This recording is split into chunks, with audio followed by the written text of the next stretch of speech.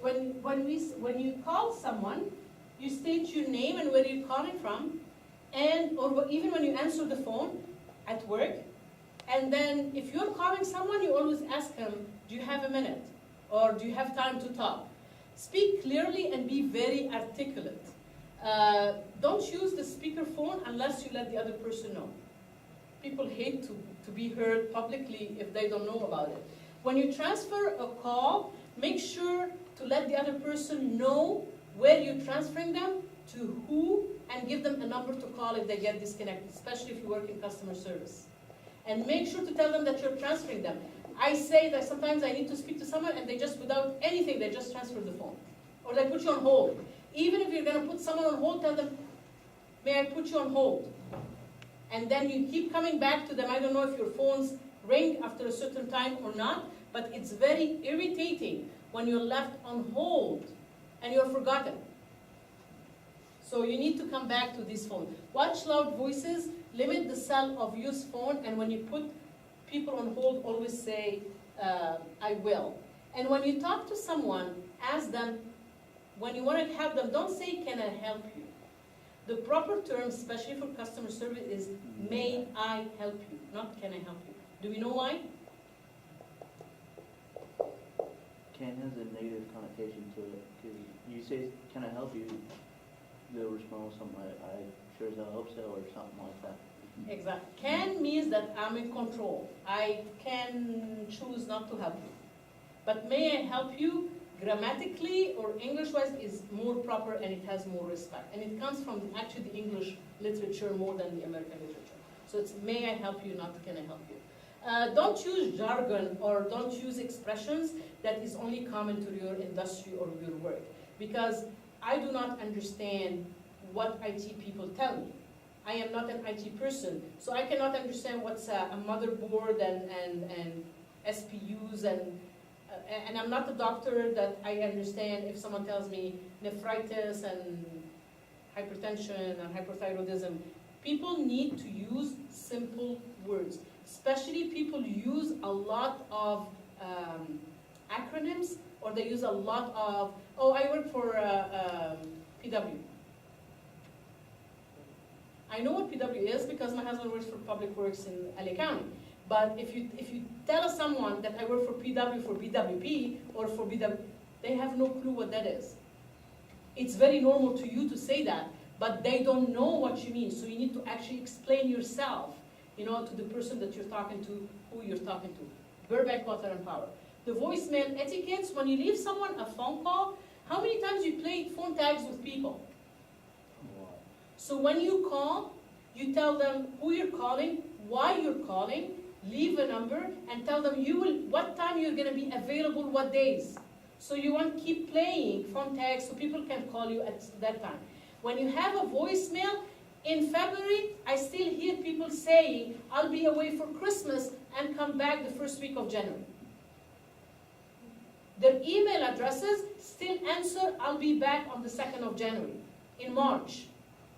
So be careful with that. If you are someone that goes on the field different days, renew or change your voicemail every day.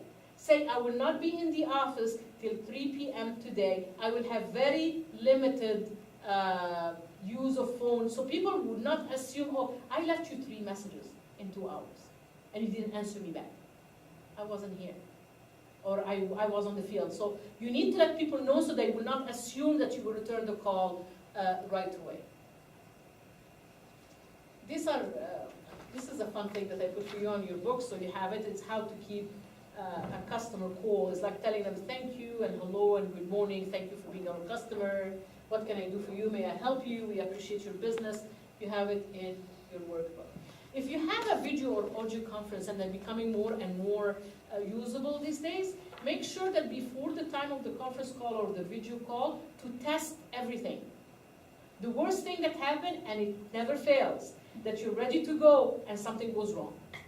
So you need to make sure to test everything. If you are using different time zones, be careful with that. You don't want to call someone when it's 7 o'clock where they are, 7 a.m. or 11 p.m. where they are. So be careful with the time zones. adjust the picture, and dress professionally, because again, if people are on video, it's like exactly if they are around you there.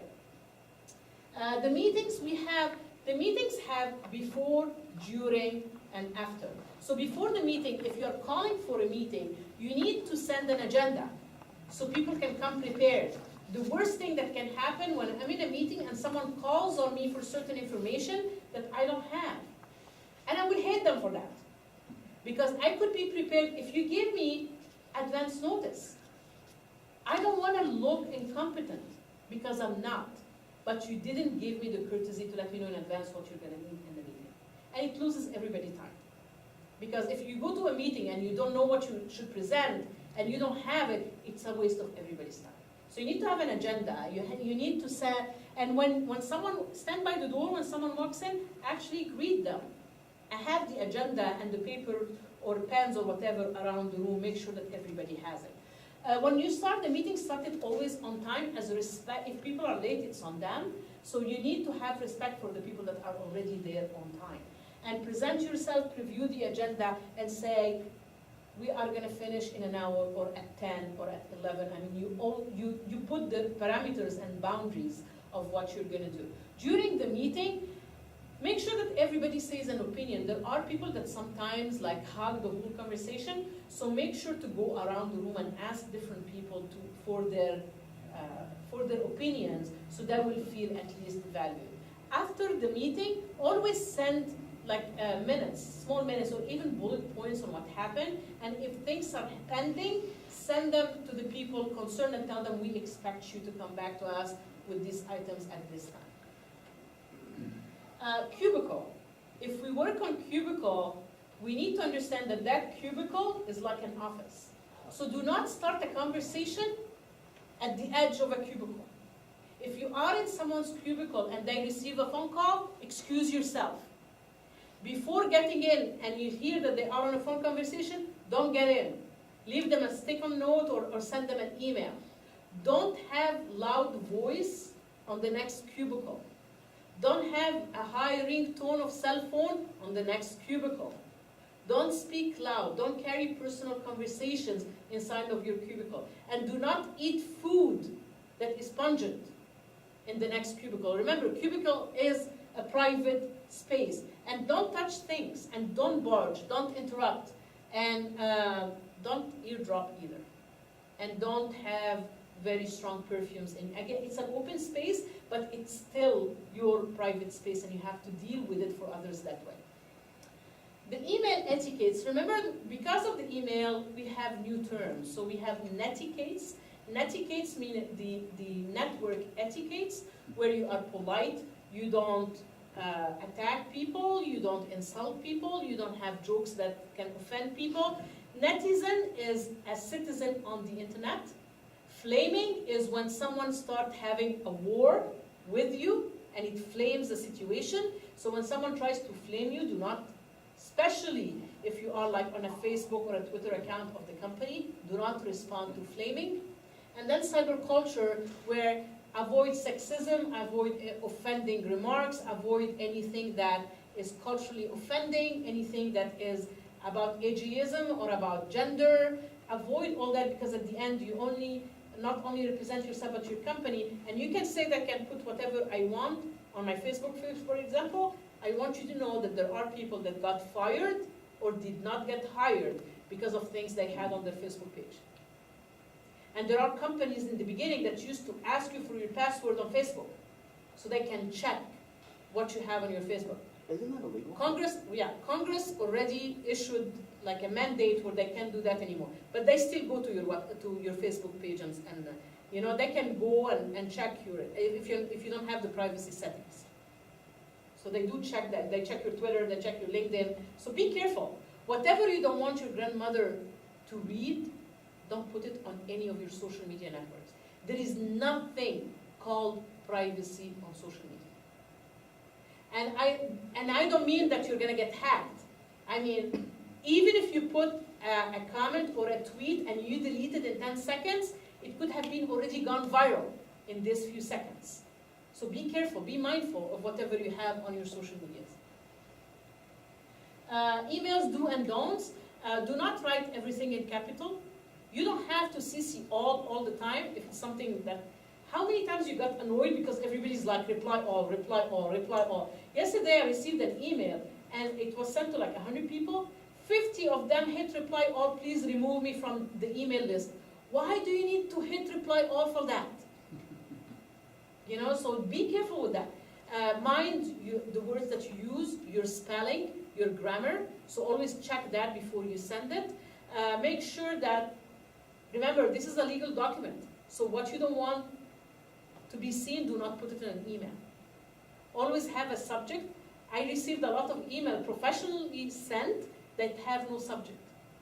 So I don't know what is this even about. So be careful in writing your request from the beginning. Have a salutation from the beginning. Have thank you at the end. I receive emails that are like one word. Yes. No. Let's stop. It's just, you don't have a minute to say hi or dear, thank you. It's part of your etiquettes, part of your email etiquettes, and actually manners, professional manners. Always end it with thank you, and don't let, if you get an email that was not supposed to come to you, let others know that you received it by mistake, so they will send it to the proper people. Office boundaries, respect everybody. If you're working with disabled people, there are actually a full etiquette for disabled people. So if you have someone that is on a wheelchair, if it's an electric one, don't stand in front of them till you're sure that they kill the power. So it won't run you over because they have, it's like a car. Don't assume that they need your help. Ask them first if they need help. So don't go run and call the elevator for them, and don't assume that they want you to push them, and don't assume that you want them to open the door. Ask them, can I open the door for you? You know, or do you need some help? Don't assume that people that are blind and with a cane that they need your help. Sometimes they don't, and they can get offended if you just impose it on them because they look at themselves as capable people. If you're going to talk for a long time with someone on a wheelchair, get to the level of eyes. So either get another chair and sit in front of them, or kind of bend your knees so you can be at their level. Don't put your hand on them. Don't put your hand on their shoulder. You know, they're not something that you can basically stand on. Don't touch them unless they tell you it's okay. If people have service dogs, don't pet the dogs. These are service dogs. They're working. They're not for you to play with them or to pet them. And people are very peculiar, by the way, about their service dogs. So they are actually working like working human beings. Speak your mind, but be politically correct. Professionalism, be professional at work. Don't ask a subordinate for something to do for you that you won't do.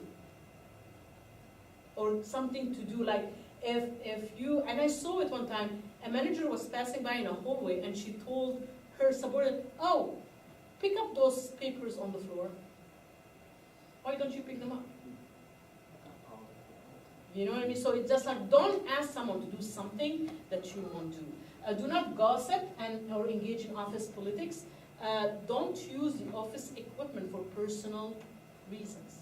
So don't use the copier, the fax machine, your private emails. And I know it's common and everybody does it, but it's not properly correct. It's not office etiquette. Avoid emotional outbursts.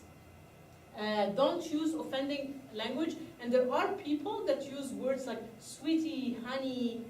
Don't use those words. This can lead to a sexual harassment lawsuit. So be careful.